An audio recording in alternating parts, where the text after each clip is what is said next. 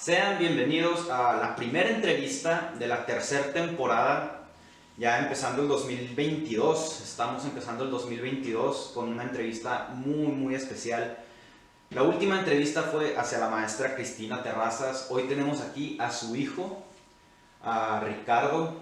Mucho gusto, de verdad. De hecho, nos conocemos desde hace muchos años, solamente que hace mucho no hablamos. Ya hace algunos años. Sí, la verdad, bastantes. 7 años, creo. Un poquito. Sí, ¿no? 7 años. 7 años. 7 años.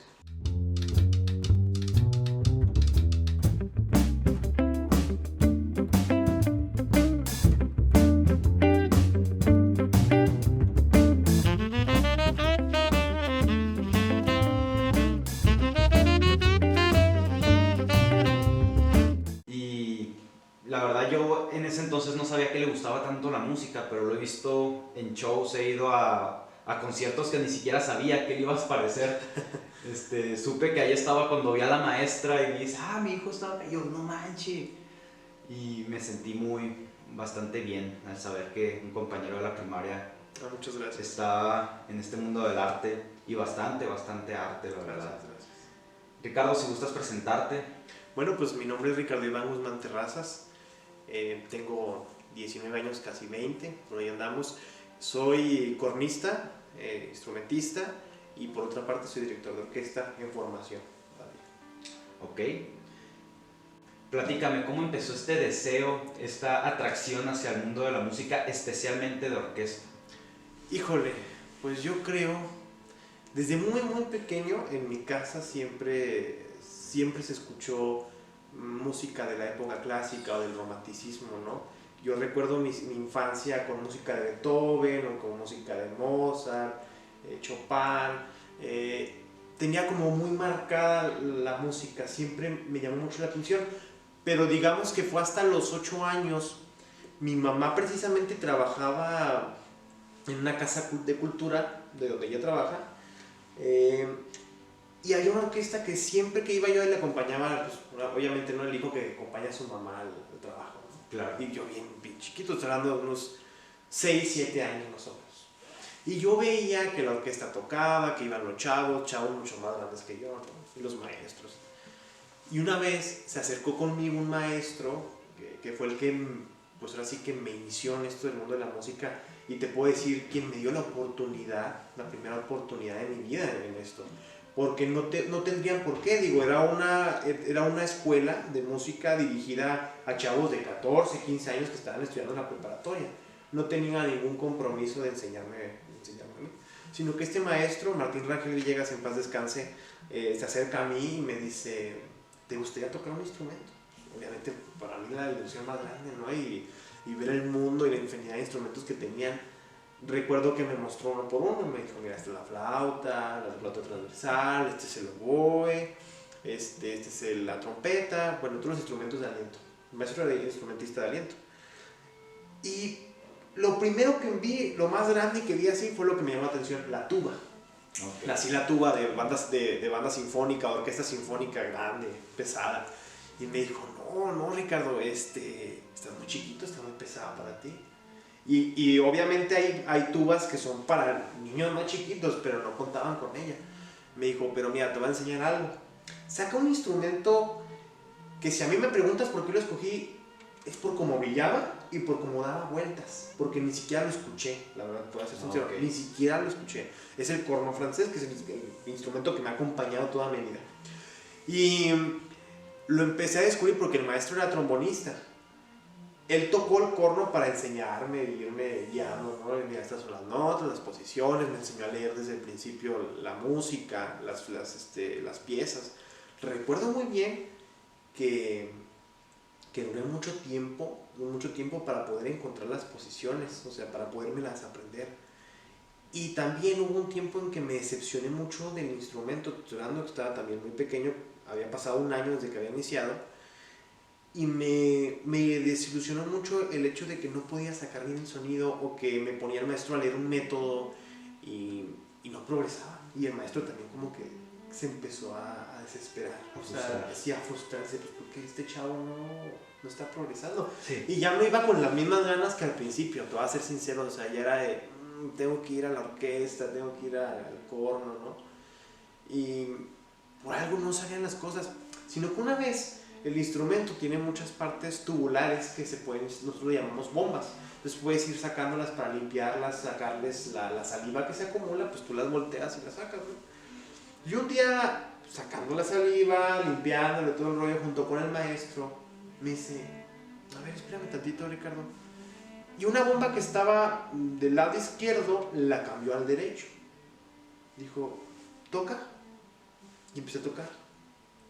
Como si yo tocara desde hace 3 años, o sea, todo era que el corno estaba mal puesto en las bombas. Haz de cuenta que si tú cambias una bomba de acá para acá y esta bomba te toca un do, el do estaba sonando acá, entonces yo trataba de tocar el do y sonaba otra nota, ¿no? Claro. Estaba todo al revés, como quien dice. De ahí empecé a progresar. Me pasó ya la orquesta con los más grandes y pues ahora sí que comenzó todo, ¿no? Ok. Una pregunta así curiosa. Sí.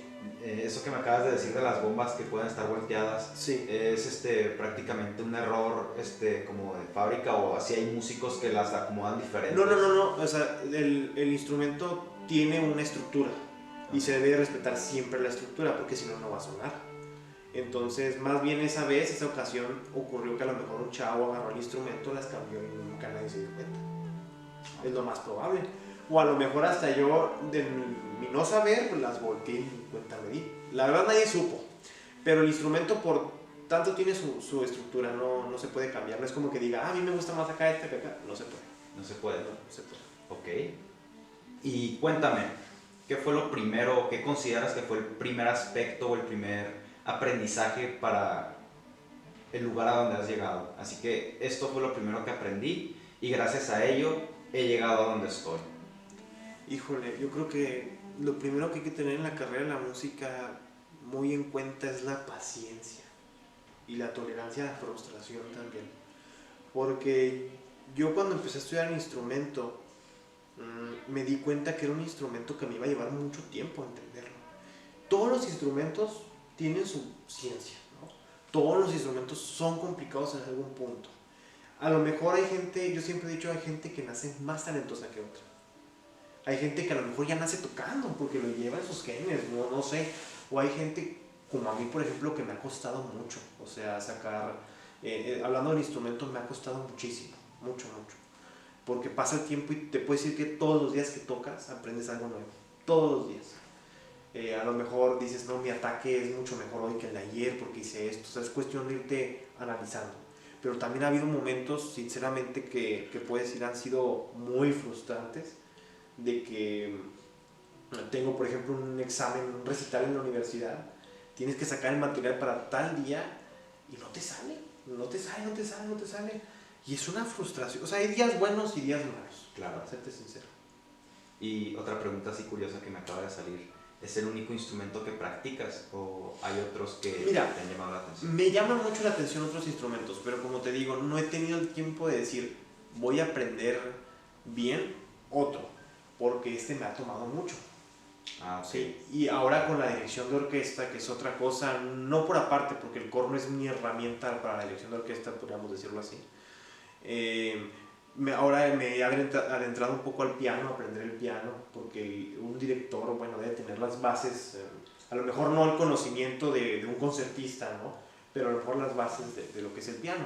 Y sí toco un poco, pero te digo, no me he adentrado todavía a otra cosa.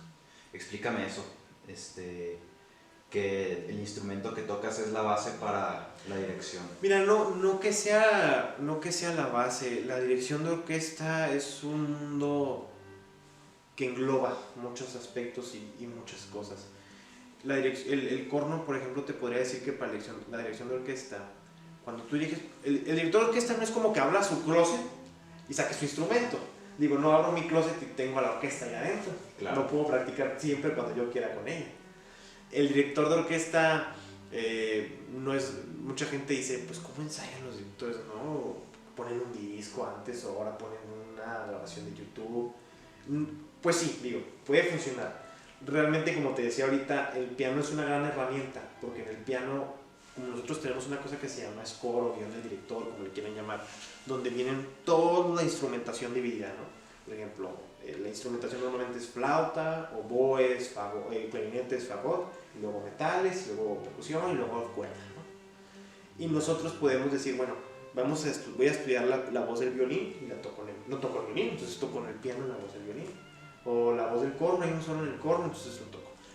Pero al ser cornista, yo puedo tocar lo que quisiera expresar en la orquesta, ¿sí? O sea, con la orquesta yo les digo un piano, un forte, depende de lo que venga en la pieza también, ¿no? Pero con el corno es mi interpretación.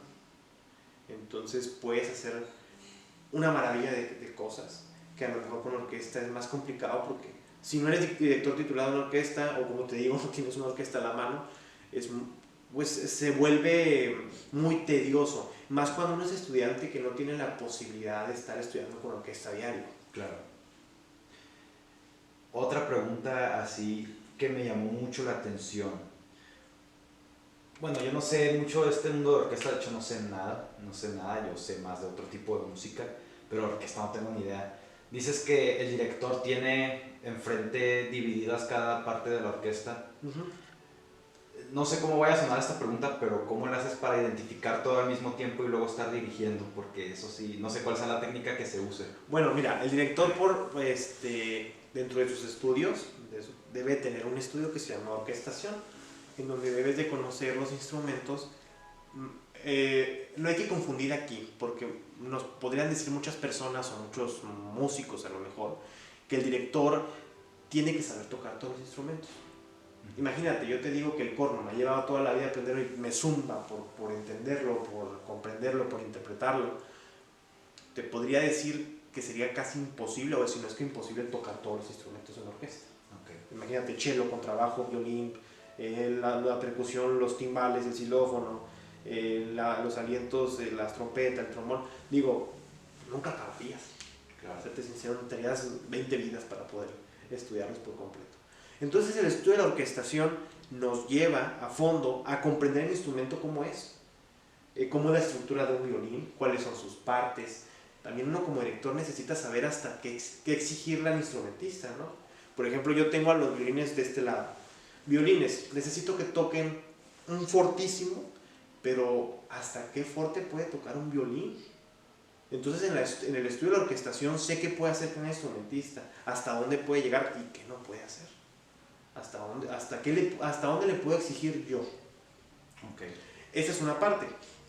Ahora, el director, sabiendo todo este mundo de la orquestación, la pregunta iba dirigida a cómo, así que, ¿cómo le hago para leerlo, no? Sí. ¿Sí? Bueno, el guión de orquesta, o el guión del director, o el score en Estados Unidos, que así le llaman, ¿no? Uno hace muchos rayones, y yo te enseñaré un score, no sé, de una obra de Stravinsky, del compositor ruso Stravinsky. Tú me dirías, ¿qué es esto? O sea, es un arcoíris, es un vómito de colores. Porque yo identifico, cada director tendrá su forma de comprenderlo, ¿no? Y cada compositor tiene una orquestación diferente. Mozart no usaba, por ejemplo, trombones, todavía no llegaba a no usarse trombones.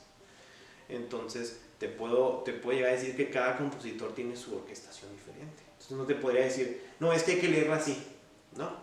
Simplemente resaltas las secciones, la sección de las maderas, las entradas le pones en naranja, los fortes con rojo, los pianos con azul.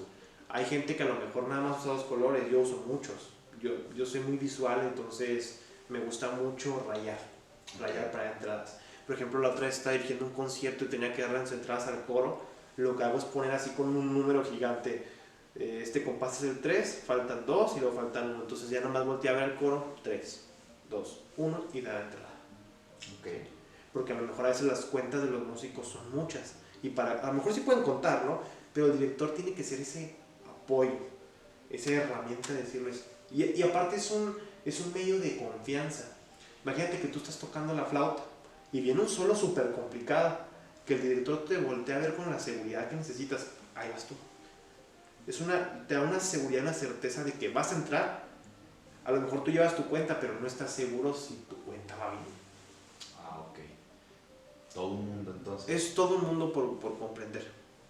Ok. Y por ejemplo, ¿qué personas están presentes en tu vida justo ahora que tú consideras son las más influyentes para que te mantengas, para que sigas en donde estás?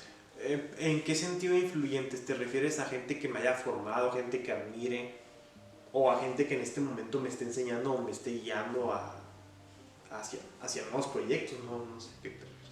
Vámonos con las tres. Te podría decir que el maestro Martín Rangel Villegas me dio las bases de todo. Ok. De todo. Luego, en esa misma orquesta, de que eran chavos de preparatoria, llega otro maestro junto con él, que es el maestro David Pérez Astorga. También ya falleció muy joven. Y los dos maestros, cada concierto trato de recordar mucho pues sus palabras, sus cosas, ¿no? sus frases, sus historias. Cada maestro te enseña de una manera diferente y a mí personalmente me dejaron los dos muy marcados. Luego viene otro maestro que él sí era cornista, que él me enseñó más a fondo muchas técnicas del instrumento, que es el maestro Manuel Flores, que es instrumentista de la Filarmónica del Estado aquí en Chihuahua. También a él le debo muchísimo en cuestión del corno. Y a partir de ahí ya es hablar de gente que me ha ayudado en el mundo de la dirección. Pero te voy a platicar, para poder entender esto, te voy a platicar cómo es que yo empiezo a dirigir. Cuando yo era niño, siempre que veía dirigir a mi maestro, dirigir los ensayos pequeños, no los conciertos, yo dejaba de tocar. Me valía, o sea, la verdad. Agarraba el corno, lo hacía para un lado y dejaba de tocar. Y yo empezaba, sin saber nada de lo que estaba haciendo, yo lo empezaba a seguir con las manos, o hacía ademanes, o daba entradas, hacía la ese bando. Y el maestro siempre me decía, a ti te gusta la dirección de orquesta, pero te vas a enfrentar a un mundo completamente diferente al del corno. Y cuando tenía 14, 15 años, fundé una orquesta de puros jóvenes. Recuerdo muy bien que le comentaba a un compañero, un amigo, compañero, oye, ¿a poco no estaría padre que una orquesta formada por puros jóvenes? Imagínate. Y con la libertad de poder montar el material que nosotros quisiéramos, las piezas, la música que nosotros quisiéramos, ¿no? Claro, uno cuando uno es chavo, todo se hace fácil. Claro. Todo es muy fácil. Y yo me acuerdo que me dijo mi amigo, órale pues. Pero así como que, órale pues, así como que de esas cosas que se quedan, esas ideas que se quedan en el aire, ¿no? Claro. Pasó un día y le hablé, ya está lista la orquesta. Ensayamos pasado mañana. Me dice, ¿qué? Sí, ya, pasado mañana ensayamos. No te va a mentir, hay un teatro aquí en Chihuahua que es el Teatro del Aire Libre, que antes estaban las butacas así de cemento, ¿no? Es un teatro que tienes que pedir un permiso para no puedes llegar y pues a mí se me hizo muy fácil llegar con los músicos, a mí, por tus amigos, compañeros de orquestas que yo conocía, chavos todos. Nos robábamos las sillas de la cafetería de una facultad de aquí de la UACH. Okay. Las dejaban afuera, así sillas de Coca-Cola, así literal. Las poníamos en el escenario, montábamos todo. Y órale, a tocar.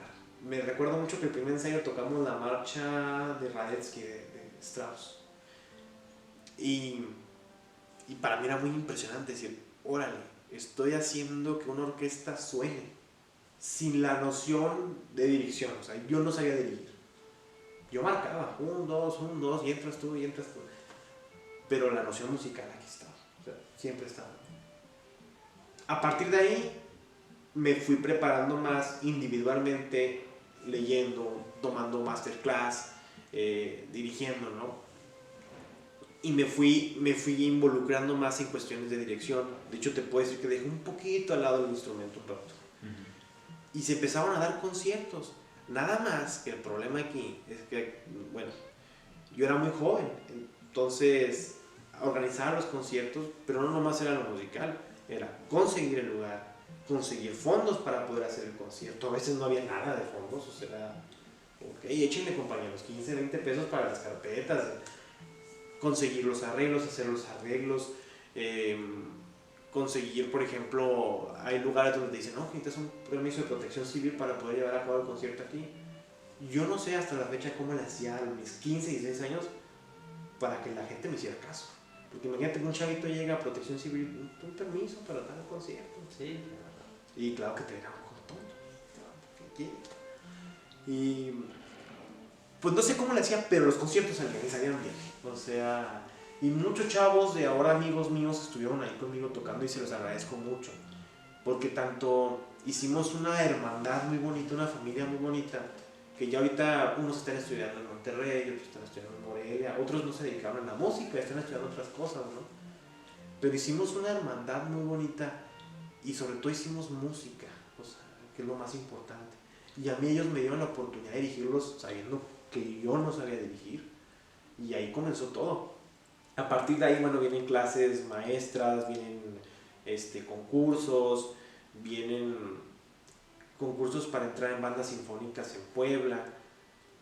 Y dirigiéndome a lo de la pregunta, ahorita tengo un maestro que es mi maestro de dirección, en que está ahí al pendiente de mí, que es el maestro Raúl García Velázquez, el director de la Sinfónica de La Huacha, quien te puede decir que me ha abierto las puertas de su orquesta. Muchos maestros malamente son muy celosos y te enseñan a lo mejor lo básico y no te dan esas experiencias, no te cuentan lo que verdaderamente vas a pasar al subirte al podio a dirigir. Pero este maestro tiene toda la confianza y toda la ética de decirte, mira, muy probablemente cuando te subas a dirigir el músico va a reaccionar así, te cuenta todas sus experiencias. La dirección se aprende mucho de experiencias, porque sí, la teoría es fascinante y es aprender, pero la dirección se aprende estando arriba del escenario, con la orquesta, porque ahí vas a probar si el piano es aquí, si el piano es acá, si el forte es aquí o allá arriba. Vas a probar si verdaderamente el músico va a responder a las entradas, si tu tiempo es estable. Y el maestro Raúl me ha guiado por el camino de la dirección en estos un año de cachito que he estado con él tomando clases. Me ha ido guiando y he aprovechado sus clases y progresado como nunca me imaginé, la verdad. Pero todo esto me lleva a reflexionar algo. Sin la ayuda de mi familia, porque ha sido una familia muy comprensiva, desde mi mamá, mi papá, mis hermanos que pues eran muy chicos cuando yo empecé, mis abuelos, ahorita nomás me sobreviven de mis dos abuelos, pero cuando yo comencé eran mis 4 abuelos y siempre tuve el apoyo de ambos lados, esa comprensión, ¿no? Porque a veces me ha tocado saber de gente que se quiere dedicar a este mundo y es muy difícil que la familia lo acepte. De que, oye, ¿de qué vas a vivir? Estudia otra carrera antes. Cuando realmente es un trabajo enorme lo que es hacer esto y es andarte moviendo. Claro, ha habido momentos en que hasta yo después me pongo a pensar, no manches, ¿cómo me aguantaron esto? Ha habido veces que ensayo a las 11, 12 de la noche y antes no tenía cómo irme yo y ellos pues ahí iban por mí o la cuestión del dinero, yo no sé.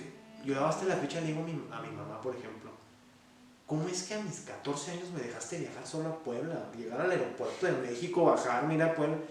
¿Cómo es que me dejaste? Me dijo, yo sabía que podías y que lo ibas a lograr. Y te tenemos la confianza, ¿no? Y son esas cosas que lo marcan a uno. Claro. Y que te dice, y por ese tipo de cosas y de acciones, por ejemplo, por mis 2 abuelos que ya fallecieron, es que digo, no me puedo detener aquí. En momentos que digo, ¿para qué sigo si no me sale esto? Pero recuerdo, ellos me apoyaron, me dieron las herramientas, tuvieron la confianza en mí. Yo no puedo quedar mal, ni puedo quedar mal conmigo mismo, ¿me entiendes? Claro. Entonces serían esos 3 aspectos. Esos 3 aspectos, la familia, los maestros de cuando inicié y el ahora, por ejemplo, el maestro que es mi maestro, así que de planta de dirección, ¿no? Ah, ok. Y hablando un poco a futuro, ¿no? De aquí a unos años, no sé cuántos quieras considerar, 1, 2, 10 años, ¿dónde te visualizas? Híjole, si me preguntas eso de forma muy futurista, te podría decir que en una orquesta en Europa, ¿no? Porque ese es el sueño de cualquier director, ¿no? En una orquesta europea, tocando, dirigiendo, ¿no? Más que como instrumentista, yo mismo como director. Me apasiona mucho más. El subirme a dirigir me apasiona muchísimo. Muchísimo. Porque tienes el control interpretativo de toda una obra. Y como el director se sumerge en la obra, en el compositor, en todo, cada director tiene su idea interpretativa de cómo debe sonar la obra, ¿no? No va a sonar la quinta de Beethoven igual que con un director americano que con un director mexicano. Aunque sea lo mismo que esté escrito, aunque sea la misma orquesta, no va a sonar igual. No va a sonar igual. Y a corto plazo podríamos decir que, bueno, acabar mis estudios de la licenciatura, ¿no? Sin embargo, en este lapso de tiempo de acabar los estudios también me encantaría dirigir como lo estoy haciendo ahorita, ir progresando. No nomás aquí en Chihuahua, sino me gustaría llegar a otras partes de la República. Y hablando ya de 5 años para adelante, tratar de conseguir alguna titularidad de alguna orquesta. Digo que es una cosa difícil, ¿eh? Claro. Vamos a decir una cosa, somos 200 jóvenes directores de música en todo México. ¿Y qué te gusta que haya? 60 orquestas. Y estoy hablando se me hace que me estoy yendo de lejos, ¿eh? Aquí en Chihuahua, no sé cuántos gente esté preparándose para dirección, pero nada más hay 2 orquestas. Por eso, lamentablemente, los músicos o los directores que quieren progresar, o los compositores, tienen que emigrar o tienen que irse a otras partes, porque no hay la oportunidad. O una de dos, te quedas esperando a que caiga la oportunidad del cielo, o dos, ¿cómo se llama? Tú creas el proyecto, ¿no? Tú creas una orquesta, abres una escuela, no sé. Por ahí puede ir la cosa. Pero personalmente te puedo decir, yo soy muy aspiracionista, muy soñador, pero también pongo a veces los pies en la tierra, ¿no? Claro. Digo, sé que pensar en dirigir Berlín es pensar en ir a la luna. Es completamente difícil, pero no imposible. Sé que se podría lograr. Y sé que mis posibilidades ahorita mismo, bueno, pues es la de dirigir una orquesta sinfónica juvenil, dirigir una orquesta aquí en Chihuahua como director huésped, ¿no?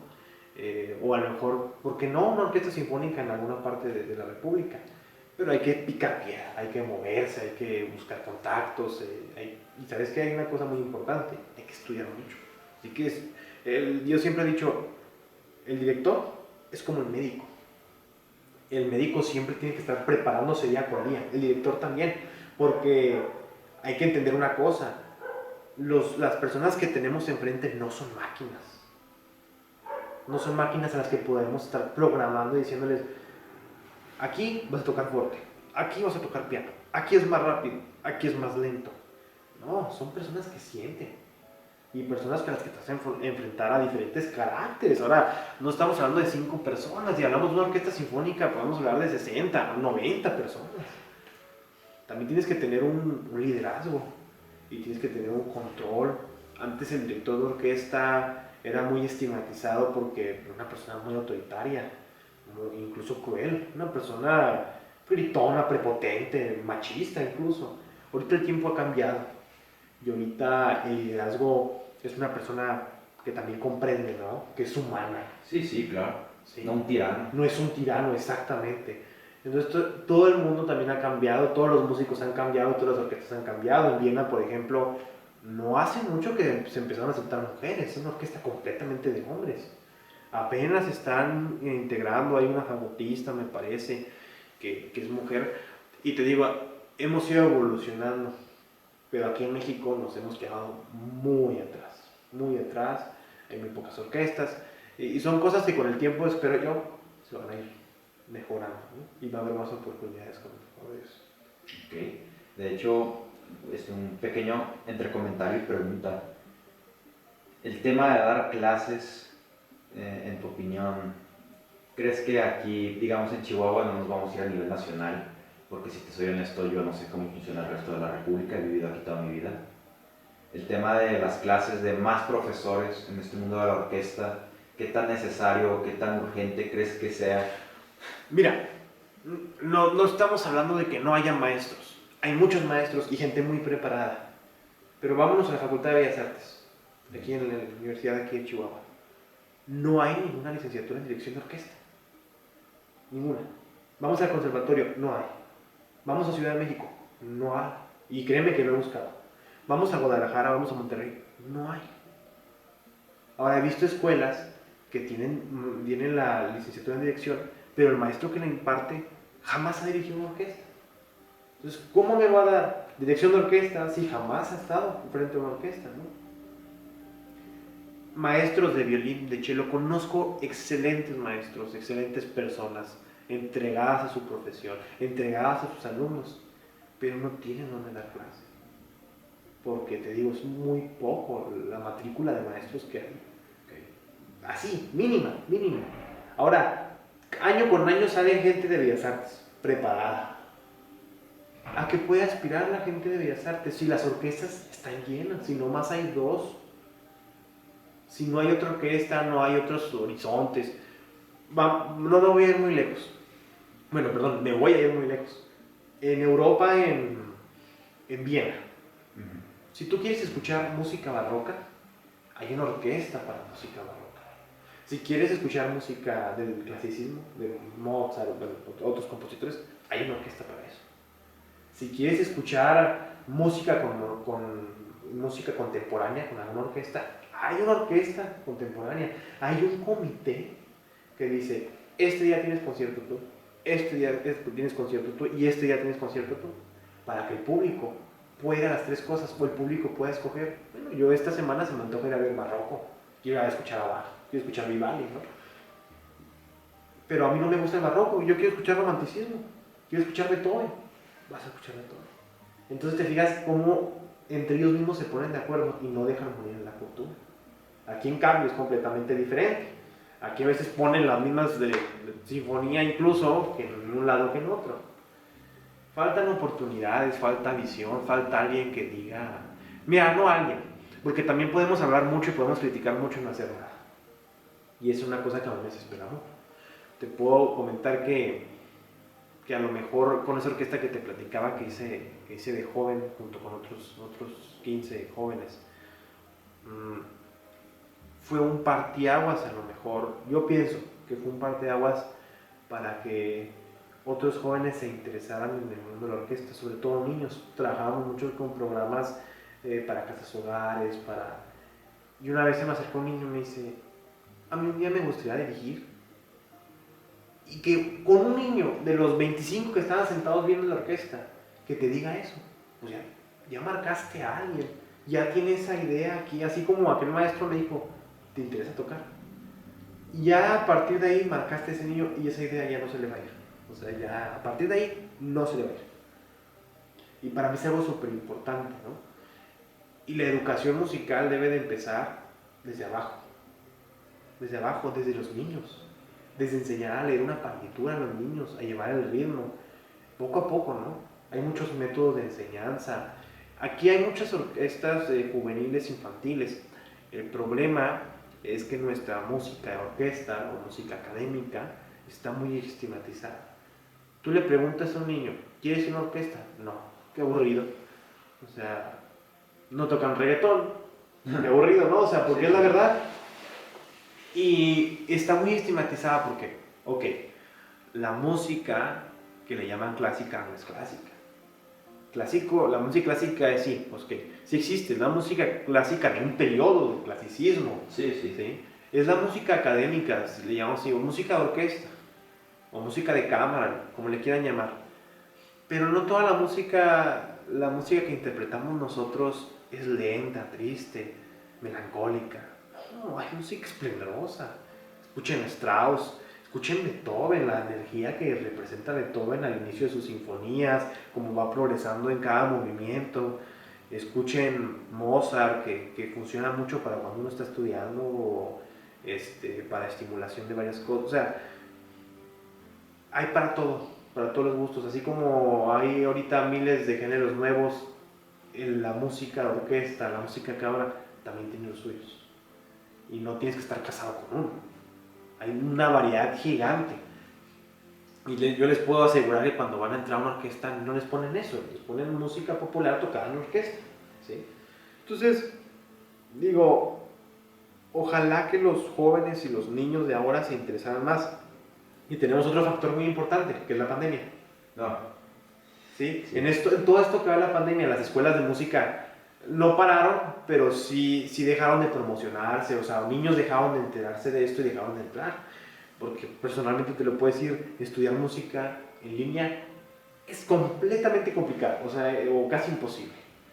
Porque yo, por ejemplo, si tu maestro quiere tocar junto contigo algo, imagínate en el Zoom, la señal llega diferida, o sea, el ruido llega diferido, entonces es un desastre, es completamente un desastre. Entonces, este factor pandemia ha dejado también que niños jóvenes aprendan instrumentos. Muchos han desertado incluso. Pero es algo que no podemos controlar. Pero lo demás sí, o sea, incentivar a los niños, a los jóvenes, es algo que podemos hacer desde nuestra trinchera cada quien de nosotros, de diferente manera. ¿Cómo? Empezar primero que los papás lleven a los niños a los teatros. Esa es la primera cosa. Es muy triste ir a ver conciertos de las orquestas de aquí y que estén vacíos. O mucha gente dice, no, es que va por gente mayor. O por gente en traje. No, puedes ir en guaraches. Puedes ir teniendo 6 años, puedes ir teniendo 12, puedes ir teniendo 90. La música está dirigida a todo público. No discrimina. No discrimina, ni en géneros, o sea, nada, la música no discrimina, la música es para todos, es un derecho que nosotros escuchemos la música. Yo siempre lo he pensado así, todos debemos tener la oportunidad de escucharla, pero no vamos a tener esa oportunidad si no nos acercamos, y si tampoco damos nosotros la oportunidad de poder escuchar las orquestas. Ahora, hay otra cosa, los niños de ahora, también cómo se pueden incentivar a hacer esto, ok, papás, maestros, no discriminando la música, porque yo he estado en clases, en clases con maestros jóvenes, ¿no? que tienen a sus estudiantes ahí, y maestro, tengo tal pregunta, y el maestro a lo mejor no está preparado para responder la pregunta. Y dicen algo erróneo y al niño lo dejan confundido o no le responden. Entonces el maestro también tiene que estar preparado. Claro. Muy bien. ¿En qué proyectos te has visto involucrado que consideras te ayudaron a crecer y que te han ayudado a llegar a donde estás justo ahora? Bueno, pues cada proyecto, cada concierto tocado, dirigido, me ha ayudado mucho, ¿no? Empezando con la orquesta que te dije que tenía de nombre Franz Schubert, luego otros proyectos independientes. Han salido oportunidades, Eric, que te podría decir, oportunidades de un día para otro. Que esas veces que dices, o la agarras o no la agarras, te avientas o no te avientas. Te voy a platicar una experiencia que me pasó hace algunas semanas. Estaba yo al frente de la dirección cultural de un festival juvenil que tenía como nombre Festival Internacional de la Lucha contra la Violencia en la Mujer. Y yo tenía al frente todo lo cultural. Incluso yo dirigí un concierto que estaba dedicado a las mujeres compositoras mexicanas. Estaba bien padre porque era música de Consuelo Velázquez, de María Greber. Tuvimos una solista que, mis respetos, Loreto Guerrero. Y una orquesta muy padre que armamos exactamente para ese festival. Le pusimos el título Orquesta con Causa porque la causa era que en el concierto se iban a recaudar insumos sanitarios para las mujeres que están en los celos de Chihuahua, ¿no? Entonces por eso se llamaba Orquesta con Causa. Y tocamos música muy padre, que incluso el maestro Raúl García nos dio sus arreglos. Por ejemplo, de las más conocidas, Te quiero dijiste, Bésame mucho. Piezas que son icónicas, ¿no? No llores por mi Argentina, por Tibonari. Cuando se iba a acabar el festival, faltaba un día para que fuera el concierto ese de las compositoras mexicanas. Estoy hablando de que era un jueves. Y yo esa semana estaba tocando en una orquesta que se armó aquí en Chihuahua para tocar música de videojuegos, con músicos de las orquestas sinfónicas, de la orquesta filarmónica, músicos del conservatorio, de todos lados eran músicos. Músicos muy buenos, por cierto. Muy, muy buenos.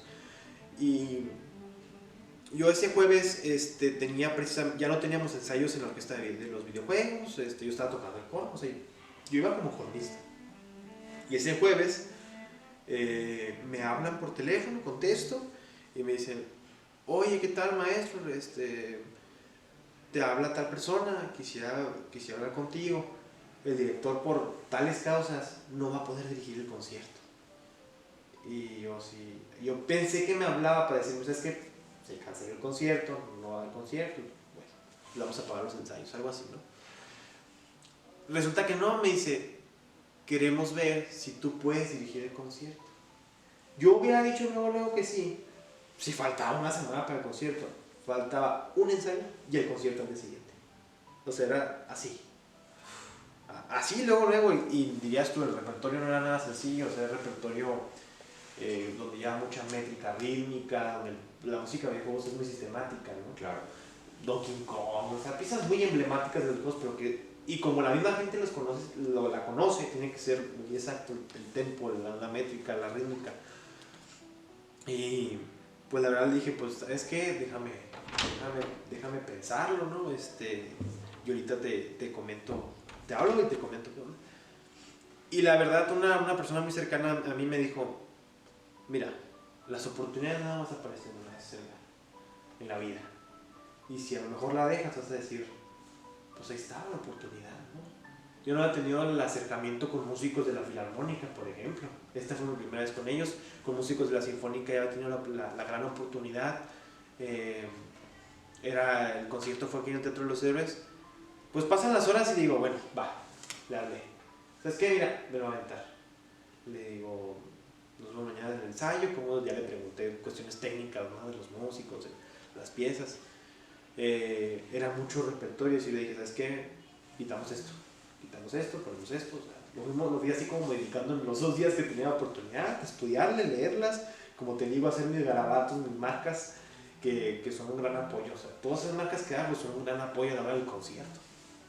Y más cuando tienes un día de anticipación, ¿no? Y llega el día del ensayo, la orquesta fluye muy bien, llega el concierto y sale, o sea, para haber tenido un ensayo, salió muy bien. Los músicos respondí, les agradezco muchísimo porque respondieron perfectamente. Y te digo, esas oportunidades son las que a uno lo hacen crecer. Porque, bueno, como te digo, la primera vez con los músicos de la Filarmónica, y para mí fue una gran oportunidad. Tal vez si hubiera dicho que no, pues hubiera pasado y otra lo hubiera agarrado, ¿no? Y otras oportunidades han salido de hacer conciertos. Ahorita voy a dar así como que una premura, estoy trabajando en la creación de un musical junto con otro chavo que se dedica a la cuestión actoral, escénica, una coreógrafa de baile que también es increíble en su trabajo, y otros maestros que hacen, híjole, maravillas, ¿no? Con el arte escénico, con la música.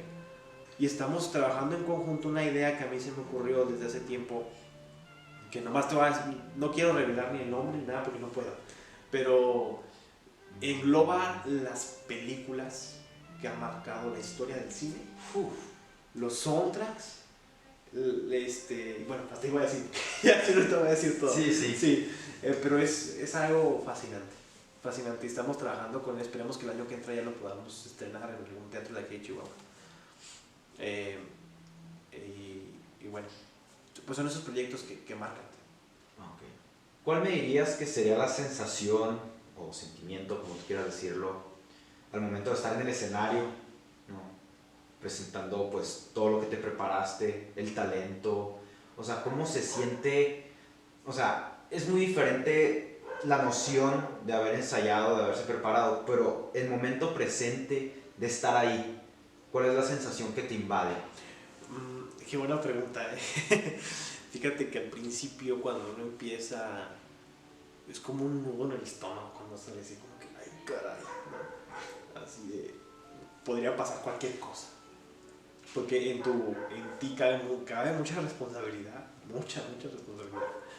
Y cuando ya pasas al escenario, como que, por arte de magia, eso, ¡pum!, en mi caso, se elimina completamente. Es como, se fue. Y como que te adueñas del escenario, como que dices, estoy en lo que me gusta, estoy haciendo lo que me apasiona y por lo que me preparé. A lo mejor una persona se podría nerviosa si se sube al escenario sin estar preparado, ¿no? Ahí sí te puedes ir y pues aquí tienes todo, porque estás con la cuestión de que me sale, no me sale, la voy a regar, no la voy a regar. Pero si estás preparado no tendrías por qué titubear. Claro, los nervios siempre están presentes. Yo estoy seguro, y a lo mejor no lo dirían, pero cualquier profesional de la música se pone nervioso en cualquier presentación. Así sea su presentación número 2 millones, algo. Siempre están los nervios de por medio porque puede pasar cualquier cosa. De hecho, hasta David Bowie dijo eso. Exacto. Hasta él lo dijo. Siempre están presentes y ayudan, porque también tienes tienes mucho compromiso al subirte a dirigir, en mi caso, ¿no? Mucho compromiso. Tienes un compromiso con los músicos, tienes un compromiso con la gente que compró un boleto, incluso si no compró, si la entrada es gratuita, tienes un compromiso con esa gente, y aparte estás cuidando que tu trabajo sea lo más limpio posible, porque de ahí, a partir de yo siempre digo, cada concierto, o te cierras una puerta o te abres otra, porque si lo haces mal, van a tardar en volver a hablarte para hacer algún proyecto. Si lo haces bien, es el parteaguas para hacer otras cosas, ¿no? Y surge algo, fíjate que yo siempre pienso, cuando voy a pasar al escenario, siempre pienso, ¿por qué estoy aquí? O sea, ¿por qué estoy parado aquí? Y muchas veces, y recuerdo muchas veces una frase de mi abuela que dice, ¿quién fregados te trae ahí? Tú, o sea, nadie te tiene obligado a estar ahí dirigiendo en el escenario, nadie. Tú eres el que quieres estar ahí. Y es cierto. O sea, es lo que me apasiona, lo que me gusta. Te puedo decir, yo no me veo no siendo músico, no me veo no dirigiendo. Yo no me veo de oficinista, no me veo de empresario. A lo mejor combinar esas cosas, pero yo no me imagino mi vida sin la música. No lo puedo imaginar. Porque todo lo que he hecho ha sido por eso. Por la música, por llegar a algún punto. Por salir adelante, por caminar, por llegar. Siempre trato de que el proyecto que acabo de hacer, el que sigue, sea mejor que el que acabo de hacer. Que sea a lo mejor si tú quieres un escaloncito pequeño, pero es un escalón. Y digo, bueno, ya, paso superado, nivel superado. Ya, el que sigue. Y así poco a poco. Pero siempre esos nervios, te digo, van acompañados de mucho esfuerzo, de mucha dedicación, también de mucho apoyo de muchas personas, ¿no?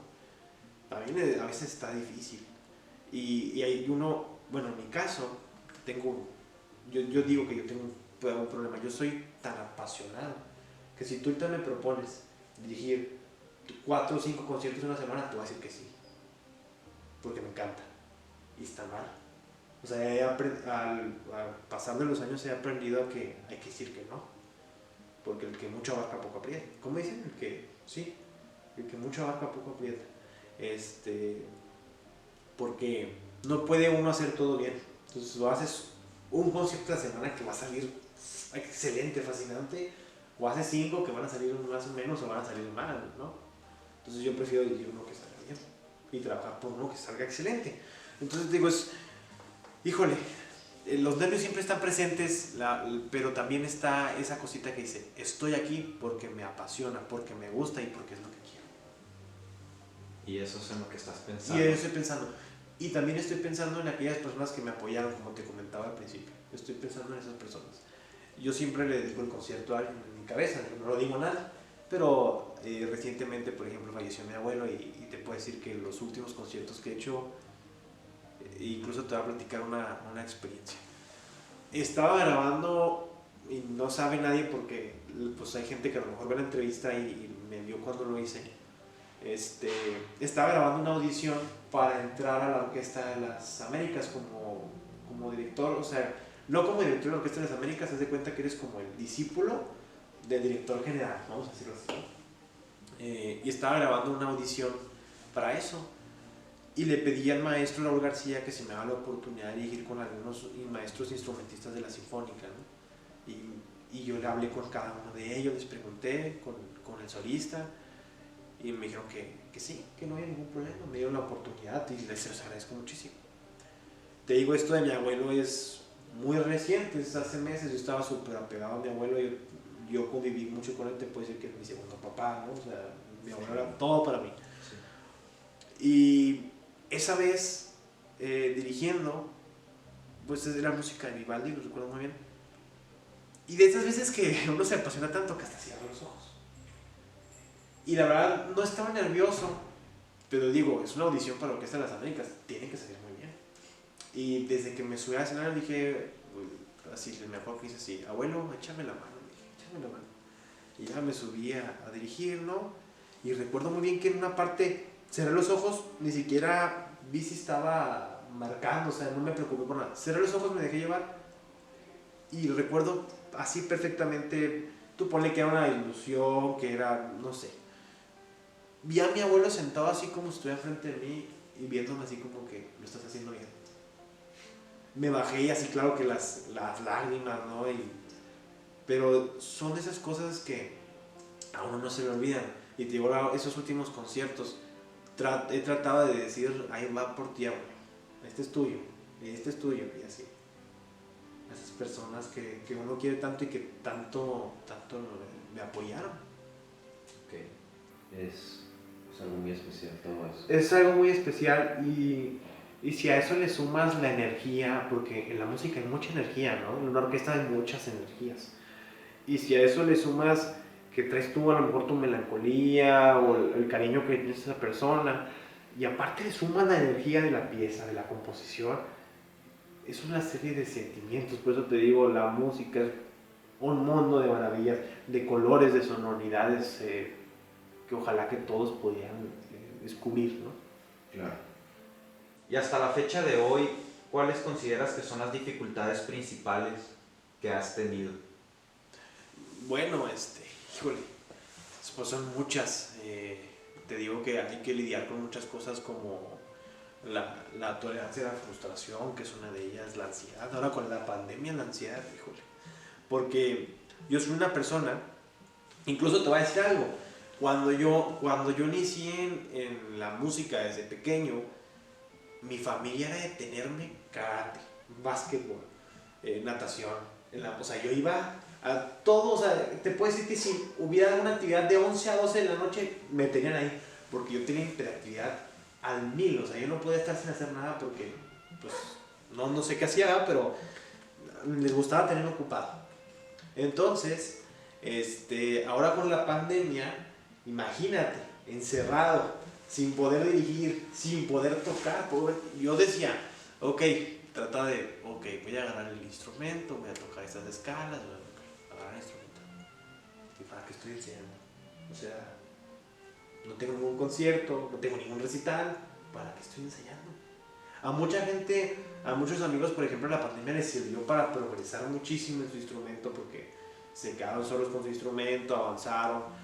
En mi caso no, mi caso fue al revés, fue una frustración tremenda. Yo no puedo estar sin hacer nada, yo no puedo estar en mi casa encerrado. Incluso te voy a decir una cosa, mucha gente dice que estudia mejor en su casa, en su escritorio, yo no. Yo necesito irme a sentar a un café o a, no sé, a donde sea, pero que no sea en mi casa. Como que en mi casa no... Yo llego a mi casa y me duermo, o sea, no me gusta, no porque no me gusta mi casa. Siempre, mi mamá dice, por ejemplo, es que no te gusta estar en la casa. No es eso. Es que soy muy hiperactivo, no me gusta estar aquí. Por alguna otra razón, no sé por qué. Y la pandemia pues, fue lidiar con todo eso, lidiar con la ansiedad y otras cosas.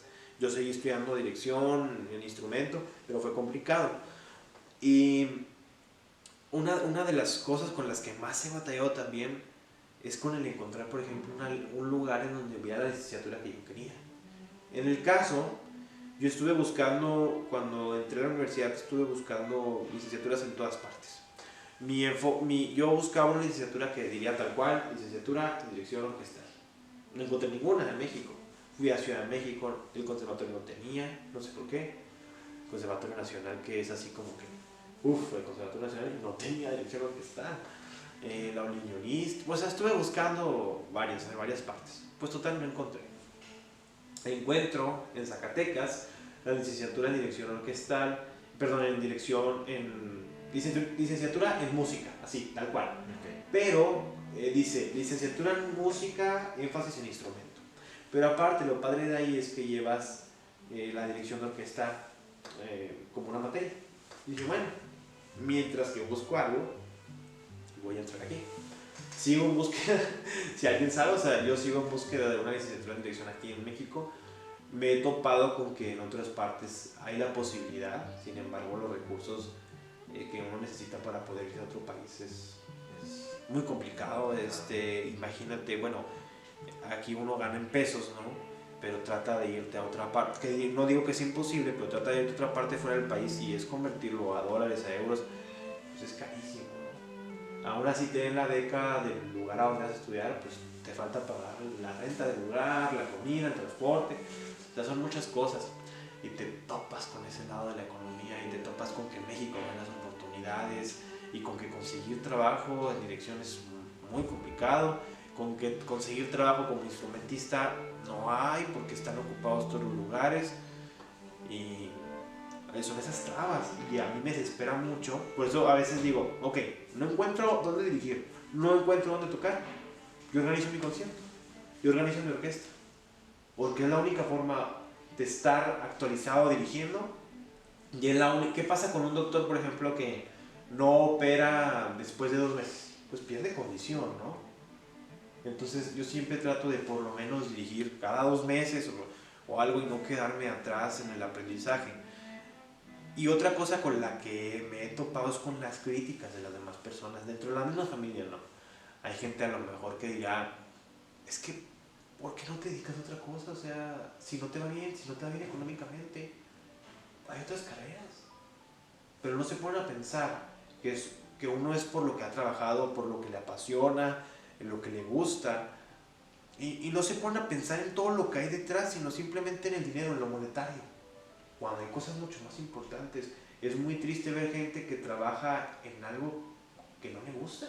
O sea, yo nunca he dicho que lo que hago es un trabajo. Yo siempre digo, voy a hacer lo que me gusta, lo que me apasiona, porque en el momento en que yo lo empiezo a ver como un trabajo, ahí va yo. Porque lo voy a ver como una obligación, lo voy a ver como, voy a dirigir, voy a tocar. No, al contrario, yo ahorita tengo un ensayo, por ejemplo, y te puedo decir, voy a tener un ensayo, y vamos a ver tales piezas y voy a corregir unos errores que vi ayer y ya tengo ahorita todo mi plan aquí, ¿no? Y todo eso es así como que me encanta. Y me puedo estar las horas leyendo las partituras, analizándolas. Y no hay un punto donde diga, ya Marte. Porque digo, no lo veo como un trabajo, lo veo como una pasión, como... Tampoco lo veo porque mucha gente me dice, ay, es tu hobby. No, perdón, o sea, no es un hobby. Esto no es un hobby, porque un hobby es un pasatiempo. Esto es, te lo dije, puede sonar muy cliché, y va a sonar muy cliché, pero esto es mi vida. Esto es lo que voy a hacer de aquí a que me muera. Porque un músico no se jubila, un músico toca hasta que a lo mejor ya no puede mover los dedos, ya no puede mover las manos, ¿no?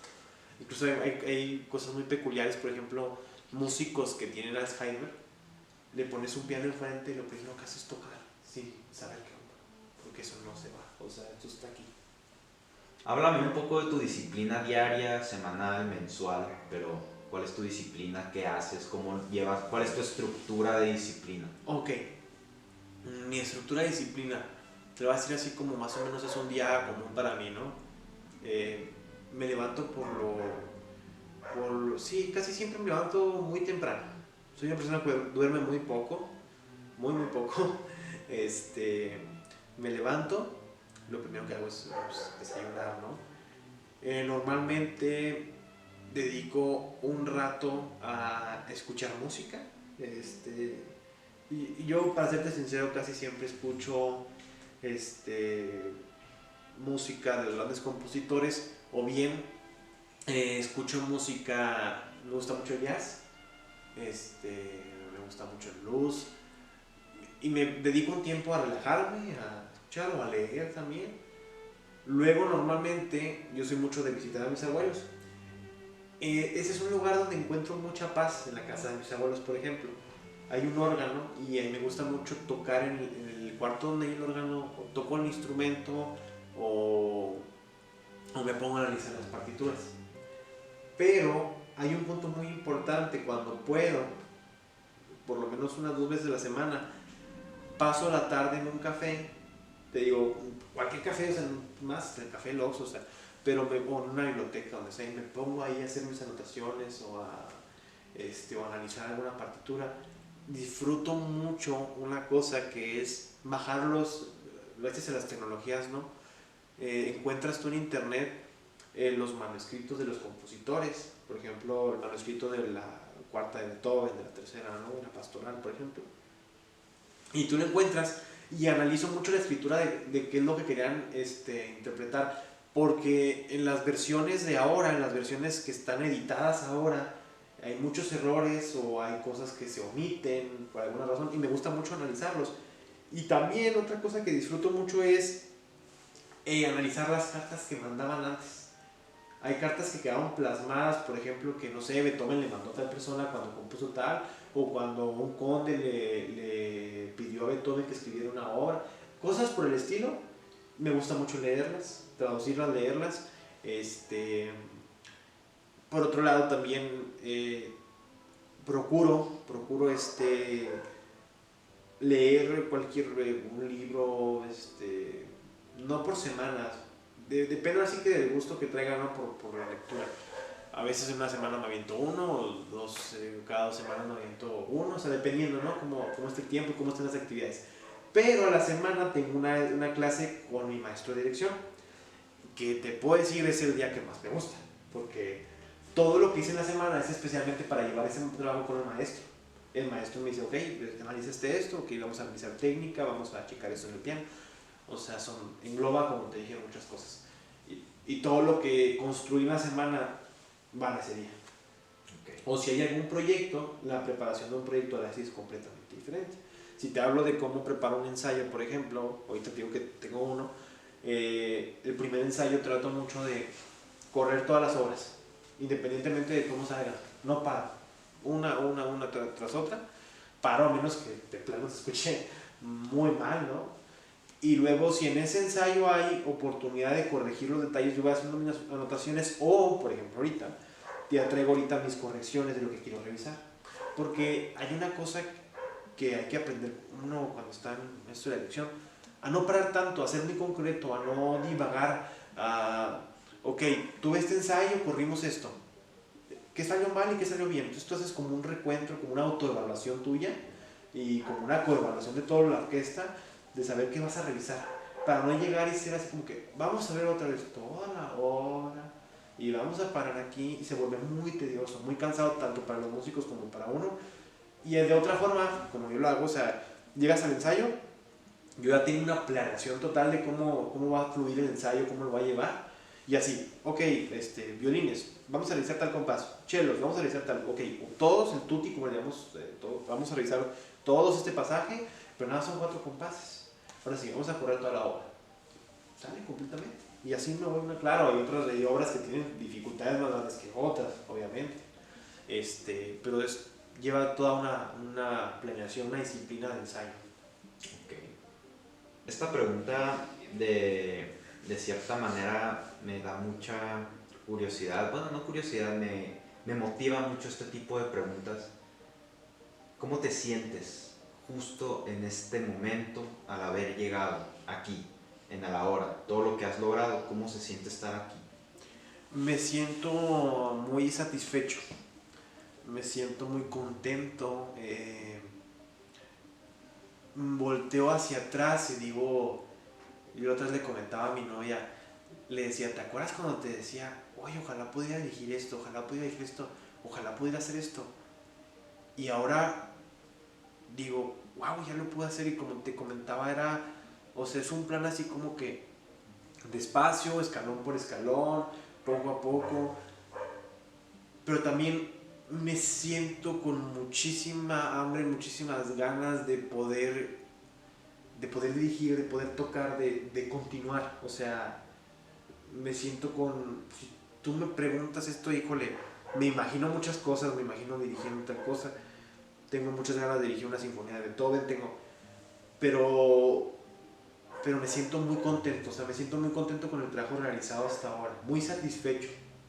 Siento que a lo mejor no ha sido mucho, pero ha sido hasta lo que ahorita he ido planeando. O sea, siento que lo que he planeado a corto plazo ya está. O sea, ya ha progresado, ya vamos en buen camino. Ok. Antes de hacerte la última pregunta, Sí. pues aquí tenemos, ¿cómo dices que se llama? Es una batuta. Una batuta, que pues de cierta manera, esto no es mucho para informarle a las personas, más bien esto es curiosidad personal. Sí. ¿Cómo se sostiene? ¿Cómo se agarra? O sea, porque, Ok. o sea, ¿cómo se usa? Porque Bueno, la verdad pues, es es que que no tengo ni idea. Hay muchos directores que la usan de diferentes maneras, es decir, la agarran o la toman de diferente manera, también depende mucho del carácter musical, ¿eh? O sea, por ejemplo, no quieras dirigir Beethoven así muy delicado, porque no sé, o sea, no va con el carácter musical, ¿no? Con el fraseo. A lo mejor si quieres dirigir Tchaikovsky, el Cascanueces, alguna parte del Cascanueces, quiere decir como que Tchaikovsky suele ser como muy bailarín, como muy juguetón en su música, entonces va a estar muy suelto, tu gesto, nosotros le llamamos gesto. A veces que ves a un director dirigir así de enfrente, en cualquier grabación que te encuentres en YouTube, ¿no? Y dices, parece payaso, o sea, ¿qué está haciendo con las caras, ¿no? Y les hace caras y esto le llamamos gesto musical. Es lo que estamos plasmando, pero sale así nomás, tampoco es ensayado, es lo que nosotros queremos interpretar y lo que queremos hacer que llegue a la orquesta. La batuta es nada más que una herramienta. La batuta, o sea, yo puedo dirigir sin batuta, no hay ningún problema. No va a sonar mejor o va a sonar mal sin la batuta. Y yo puedo dirigir simplemente con la mano. Incluso te podría decir que hay cosas que es mejor dirigirlas con la mano. O sea, por ejemplo, si tienes a 5 personas instrumentistas aquí a tu lado, no tienes por qué usar batuta. Porque la batuta es la extensión del brazo. Esto quiere decir que haz de cuenta que de mi codo hacia mis dedos es lo que mide la batuta, ¿sí? Esta batuta no es mandada a hacer, así que no mide exactamente eso, casi, le falta un cachito, pero normalmente debe medir de aquí a acá la punta del dedo. Es una extensión, ¿para qué? Para que las personas que están hasta atrás te puedan ver. Ok. Sí, porque a lo mejor no pueden ver tu mano, pero esto sí lo pueden ver. Ahora tú dirías, y cuando yo empezaba en esto les preguntaba mucho a mis maestros, si tú haces tu gesto muy chiquito, muy chiquito, sí te van a ver, y ya lo comprobé. Tú mueves así, mira, el dedo así, tantito, la batuta así, el músico lo interpreta, el músico lo capta. ¿Sí? Por ejemplo, no sé, te comentaba de Tchaikovsky, hay cosas que son muy delicadas, ¿no? Y con que hagas este pequeño movimiento, estás diciendo algo, estás manifestando algo, ¿no? Si eres muy agresivo con tus movimientos o muy marcado, lo que llamamos marcato nosotros, el músico lo va a tomar, o sea, el músico lo va a interpretar totalmente. Hay muchas disyuntivas, o sea, te digo, depende mucho del director de orquesta. Ahí ya hablaríamos de cosas más técnicas, ¿no? Pero hay directores, por ejemplo, que el forte, o sea, un fuerte, para que la orquesta toque fuerte, lo hacen aquí arriba. Pero mi maestro de dirección decía una cosa muy cierta. A ver, Ricardo, cuando tú cargas algo, algo pesado, ¿qué haces? ¿A poco lo cargas y lo levantas así? Ni Hulk, o sea, no. Cuando tú cargas algo muy pesado, pues te agachas incluso con pesadez, ¿no? Y lo máximo que le llegas a un garrafón, por ejemplo, lo cargas aquí, a la mitad del cuerpo. Entonces, la fuerza, ¿dónde está? Está aquí. Entonces, ¿dónde va a captar la fuerza tu orquesta? Los músicos van a captar la fuerza aquí. Aquí la van a captar. No aquí, porque arriba. Incluso arriba mejor las cosas pequeñas. O sea, como te decía, las cosas pequeñitas pueden ser arriba. El piano, pues el piano yo siempre he dicho que es algo muy propio, es algo muy de uno. El piano es aquí, chiquito.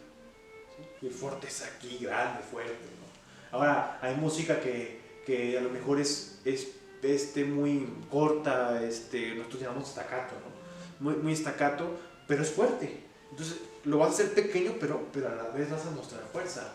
Te digo, depende de muchas cosas, depende de las épocas en las que vas a dirigir. O sea, me refiero a que vas a dirigir algo clásico, vas a dirigir algo romántico, algo barroco, depende mucho del gesto que vas a hacer. Claro. Ya para finalizar con la entrevista, que en su mayoría, ya lo he dicho algunas veces, es con la que cierro. ¿qué le recomendarías? ¿Cuál sería tu consejo a una persona que está entrando o incluso a una que todavía no entra pero que le llama mucho la atención? ¿Cuál sería el primer consejo o una recomendación que le darías? Mira, te voy a dar dos respuestas. La primera sería que se atrevan a todo, pero que también busquen lo que les guste. O sea, si verdaderamente les gusta la música o si les gusta el mundo del arte, se acerquen a él sin miedo, sin... Hay muchas estigmatizaciones de que la gente se muere de hambre. Yo todavía no conozco un músico que se muera de hambre. O sea, a lo mejor hay músicos que no tienen los trabajos que quisieran, pero no les va mal. Es cuestión también de uno de buscar, de picar piedra, como dicen por ahí. Las oportunidades están. Hay que buscarlas y no es sencillo tampoco. No es para nada sencillo, pero ahí está. Y la segunda respuesta que te daría, cambiando un poco la pregunta, yo le diría a un público en general, le diría que se acerquen a la música, que se acerquen a las orquestas, que se acerquen a los diferentes grupos de música que hay aquí en Chihuahua. Tenemos dos grandes orquestas que son impresionantes, con dos grandes directores que por lo menos cada 2 semanas presentan un material precioso, maravilloso. Se pueden meter a las páginas de, no sé, de la Secretaría de Cultura aquí en Chihuahua o páginas de músicos independientes. O sea, ¿de qué hay? Y hay que acercarse a todo esto. O sea, mi consejo es acérquense a este mundo. No es un mundo dedicado a la gente de dinero, no es un mundo dedicado a la gente de la tercera edad, tampoco es un mundo solamente para personas que tengan que ir de traje a los conciertos. Vayan como ustedes quieran, vayan al concierto que ustedes quieran, pero vayan, dense la oportunidad. Bueno, si van y no les gustan, ok, pero dense esa oportunidad de probar algo nuevo, algo que yo estoy seguro y casi les puedo asegurar que van a salir con otra idea completamente diferente. Okay. Bueno, Ricardo, hasta aquí termina mi trabajo. Las despedidas de las entrevistas siempre son de la entrevista. Siempre despido la entrevista. Ok. Así que aquí terminé yo, de verdad. Muchas gracias por haberme acompañado, por darme la oportunidad. Y pues la despedida es toda tuya. No, pues nada más me queda más que agradecerte y obviamente agradecer a las personas que vayan a ver la entrevista, porque a lo mejor hay muchas malas maneras o malas interpretaciones que se hacen de los músicos y los directores, ¿no? Y que des la oportunidad a los artistas de poder expresar, pues ahora sí que desde nuestro ser, desde nuestra persona, a lo mejor desde lo más íntimo, cómo nos sentimos o qué es lo que hacemos, eso que me preguntaste de las rutinas a mí me pareció fascinante para que la gente también se dé cuenta de cómo trabajamos, que es un trabajo es igual de difícil que cualquier otra cosa, ¿no? Y como te dije, todo tiene su ciencia. Y pues te agradezco mucho y igualmente también agradecer a la gente que vea la entrevista y espero que sea de su agrado. Claro que sí. Muchas gracias. Gracias.